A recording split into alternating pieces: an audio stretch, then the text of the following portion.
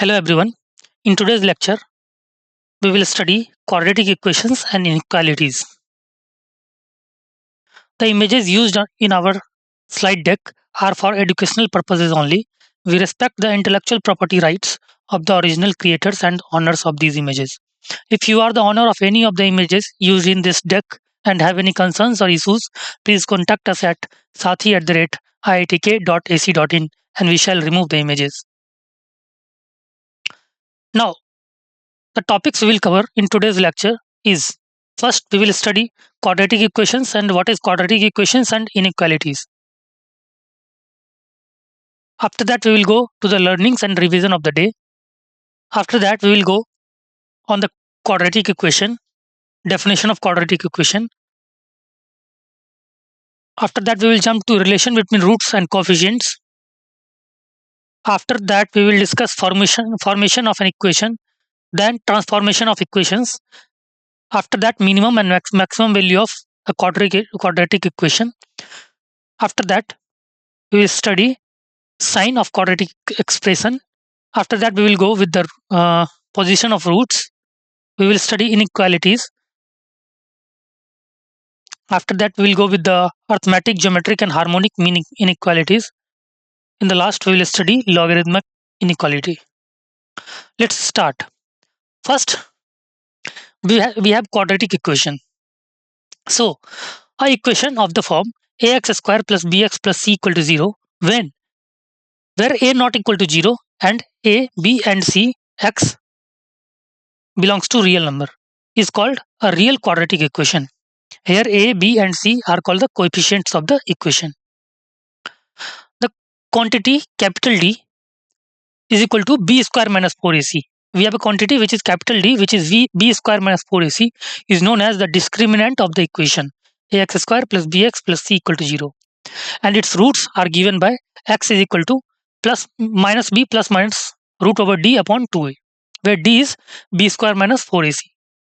A equation of the form az square plus bz plus c equal to 0, where a not equal to 0, a, b, and c, z belongs to c, complex number, is called the complex quadratic equation, and its roots are given by same thing, z is equal to minus b plus minus root over d upon 2a. The difference will be one thing, real and complex roots is, in the real roots d will be positive and in the complex roots d will be negative. Next, what is nature of roots of quadratic equation? Let a, b, c belongs to real and a not equal to 0, then equation ax square plus bx plus c equal to 0 has real and distinct roots if discriminant greater than 0, right? So, if discriminant greater than 0, then roots of quadratic equation are real and distinct. And if discriminant equal to 0, then quadratic equation has real and equal roots. Also, the equation has roots with non-negative imaginary part if and only if discriminant less than 0. So if discriminant less than 0, then quadratic equation have imaginary roots. Now let's discuss some important results. If p plus iota q, where pq belongs to r, q belongs to q not equal to 0, is one of the roots of ax square plus bx plus c equal to 0, then second root will be p minus q iota q. That means imaginary roots occur in a conjugate pair. Similarly, irrational roots also occur in a conjugate pair. So if a, b, c belongs to q, which is rational, and p plus root q is an irrational root of ax square plus bx plus c equal to 0, then other root will be p minus root q. Next point, if a, b, c belongs to q and d is a perfect square, then ax square plus bx plus c equal to 0 has rational roots. You have to remember these things. Next point, if a equal to 1, b, c, a equal to 1, bc belongs to I, which is integer, and roots of ax square plus bx plus c equal to 0 are rational numbers, then these roots must be integers. If roots of ax square plus bx plus c equal to 0 are positive, then the signs of a and c should be like and opposite to the sign of b. You have to remember this.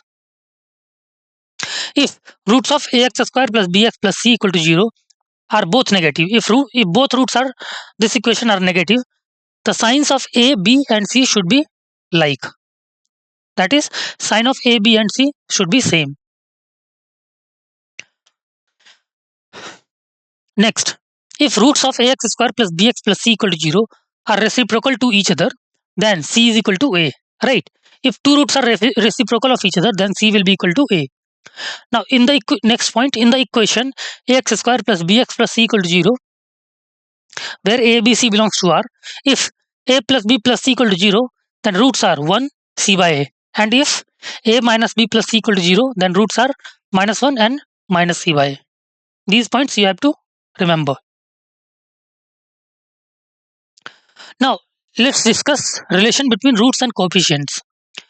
If alpha and beta are the roots of quadratic equation ax square plus bx plus c equal to 0, where a not equal to 0, then sum of roots, that is alpha plus beta, is equal to minus b upon a. And product of roots are alpha beta, which is equal to c upon a. And also, the quadratic equation can be broken into this form, as ax square plus bx plus c can be written as a into x minus a into x minus b. When you will multiply this, you will get this term, these terms. Now let's discuss cubic roots. Suppose we have cubic equation, and if alpha, beta and gamma are roots of cubic equation. What is cubic equation? Ax cube plus bx square plus cx plus d equal to 0 and a not equal to 0. Then sum of roots, that is alpha plus beta plus gamma, is equal to minus b by a. And sum of two roots, sum of product of two roots, that is beta gamma plus gamma alpha plus alpha beta, is equal to c by a. And product of all the roots, alpha into beta into gamma, is equal to minus d by a. Right? These things you have to remember. Minus plus minus, right? Now, common roots condition. Suppose that the quadratic equation ax square plus bx plus c equal to 0 and a dash x square plus b dash x plus c dash x plus c dash equal to 0. We have two quadratic equation. When one of the root of these two quadratic equation is common, then the condition would be a dash c minus a c dash square will be equal to b c dash minus b dash c into a b dash minus a dash b. And when both roots are common, both roots of these quadratic equations are common, then the condition a upon a dash will be equal to b upon b dash will be equal to c upon c dash. These things you have to remember. Now, formation of an equation. If the roots of quadratic equation are alpha and beta, then the equation will be of the form x square minus alpha plus beta x plus alpha beta x.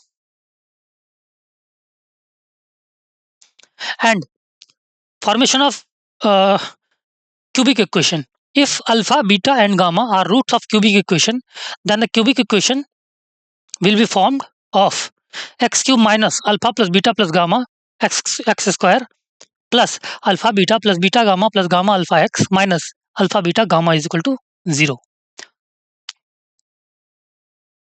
Next thing, transformation of equations. Let the given equation be a naught x square plus a1 x to the power n minus 1 till an is equal to 0.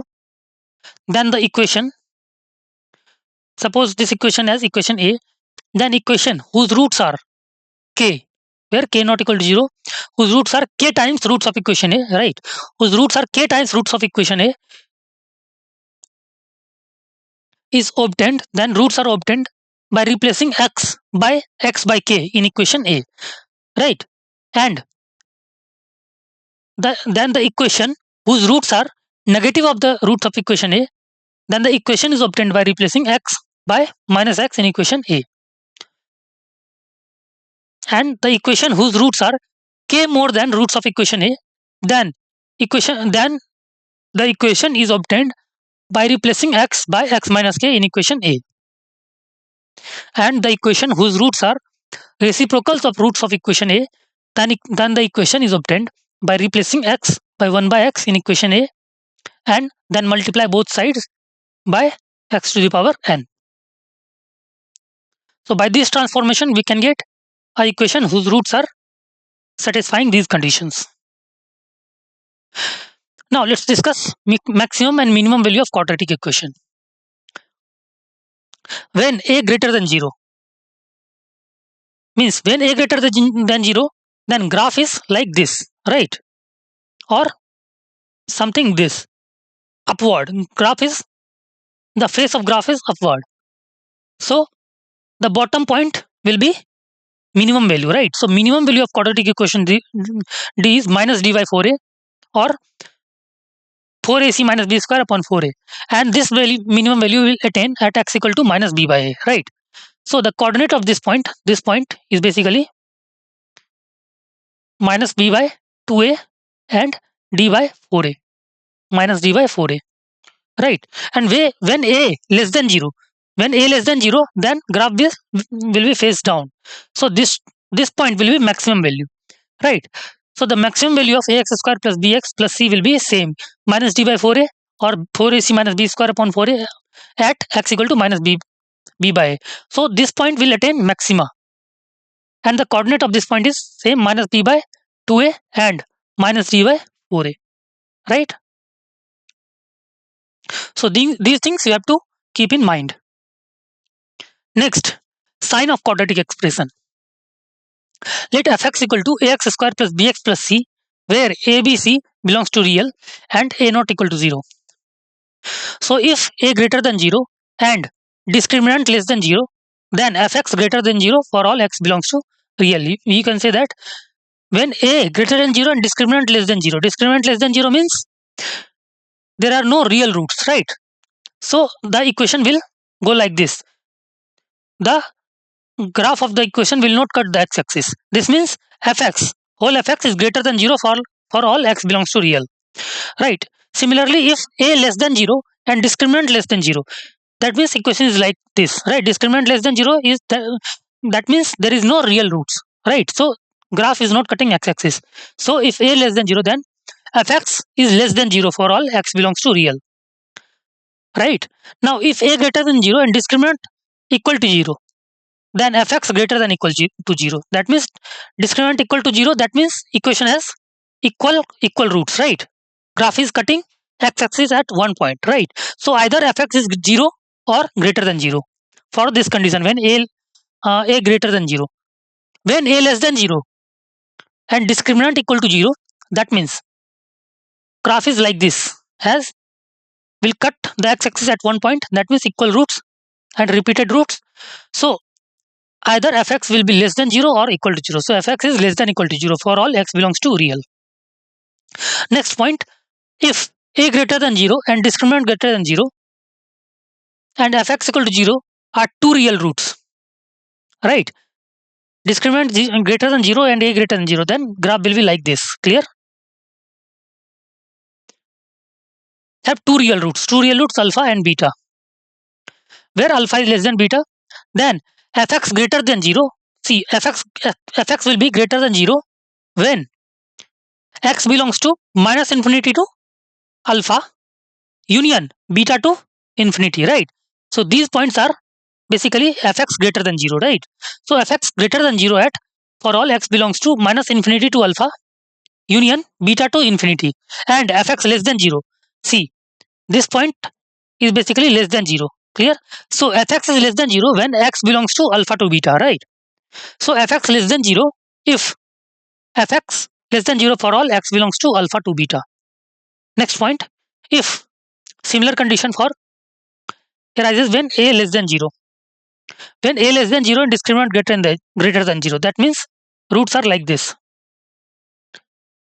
A less than 0 and discriminant greater than 0, and fx equal to 0 have two real roots alpha and beta, right? This is alpha, this is beta, where alpha less than beta.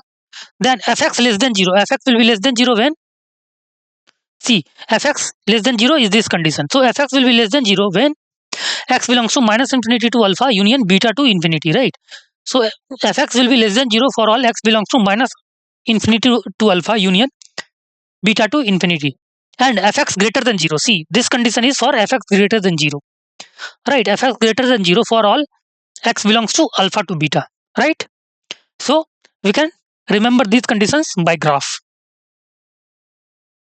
Next, we can discuss position of roots. Now let's discuss. Let ax square plus bx plus c equal to 0 has roots alpha beta. Then we have following conditions. If alpha beta less than k, right? Suppose has roots alpha beta. Suppose this is alpha, this is beta, right? And alpha beta is less than k. Clear? Alpha beta is less than k. And discriminant greater than equal to 0. That means roots are distinct. So a times fk. Fk is positive, a is positive, right? So a times fk is greater than 0. And k is greater than, this point is minus b by 2a, right? By 2a. So k is greater than minus b by 2a, right? Similar condition when a less than 0, right? When a less than 0, then fk will be negative, right? So a is negative and fk will be negative, right? So k, a times fk is greater than 0 in the same condition, right? A times fk is greater than 0 and k is again greater than minus b by 2a, right? K is again greater than minus b by 2a. When k is less than alpha beta, suppose k is here, right? Suppose k is less than alpha beta and discriminant greater than 0, again a fk greater than 0 and k will be less than minus b by 2a, right? Here k is less than minus b by 2a. And if k is between alpha and beta, suppose k is here, k is between alpha and beta and discriminant greater than 0, then we can say that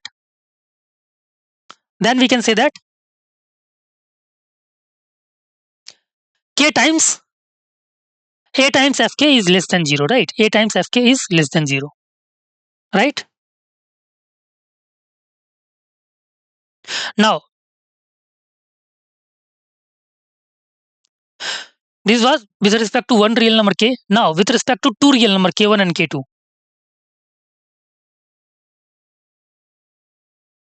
With respect to two real numbers k1 and k2, the situation is alpha beta between k1 and k2 and discriminant greater than equal to 0. So, a of k1 greater than 0, a of k2 greater than 0, right? And minus b by 2 is between k1 and k2, right? You can see by the graph by the same method, right? Also, k1, k2, if k1, k2 between alpha and beta, then discriminant greater than 0, then a of k1 less than 0 and a of k2 less than 0. If alpha, if k1 less than alpha, less than k2 less than beta, then discriminant greater than 0 and f k1, k2 less than 0. You can see this by graph. See, this is alpha, beta, k1 is less than alpha, right? K1 is less than alpha and k2 is less than beta. Clear? So, see, fk1 will be positive and fk2 will be negative, right? So, fk1 into fk2 less than 0, right? So, these are the condition of position of roots. Now, let's come to inequalities. Let a and b be two real numbers. If a minus b is negative, we say that a is less than b. So, a minus b is negative when a is less than b. And a minus b is positive, then a is greater than b, right? That means a greater than b. This shows the inequalities concept. Now let's move to important results on inequalities. So if a greater than 0, a greater than b, and a plus c, a plus minus c, if a greater than b, then a plus minus c greater than b plus minus c for all c belongs to real. If a greater than b, then for m greater than 0, see, if m greater, we can multiply positive thing both sides without changing the sign of inequality, right? So if m greater than 0, then am will be greater than bm and a upon m will be greater than b upon m. Now, if we multiply negative thing, then inequality will be reversed. So for m less than 0, am less than bm and a by m less than b by m. Third point, if a greater than b greater than 0, right, then a square greater than b square and mod a greater than mod b and 1 by a less than 1 by b. But when a b are negative and a less than b less than 0, then a square, however, is greater than b square and mod a greater than mod b, but 1 by a is greater than 1 by b. Point fourth, if one like a is less than 0 and b is greater than 0, then a square greater than b square if mod a greater than mod b. And point B, if point B, A square less than B square if mod A less than mod B. Point fifth, if x is between A and B and AB are positive real numbers, then A square x square is between A square and B square. And if x is between A and B and A is negative number and B is positive number, then x square is between 0 to B square if mod B greater than mod A, and x square is between 0 to A square if mod A greater than mod B. Next point, point number 7, if AI greater than BI greater than 0, where I is equal to 1 to n, then A1, A2 till AN greater than B1, B2, B3 till Bn. Next point 8, if AI greater than BI, where I is equal to 1 to n, then A1 plus A2 plus A3 till AN greater than B1 plus B2 plus B3 till Bn. Now, point number 9, if mod x less than A,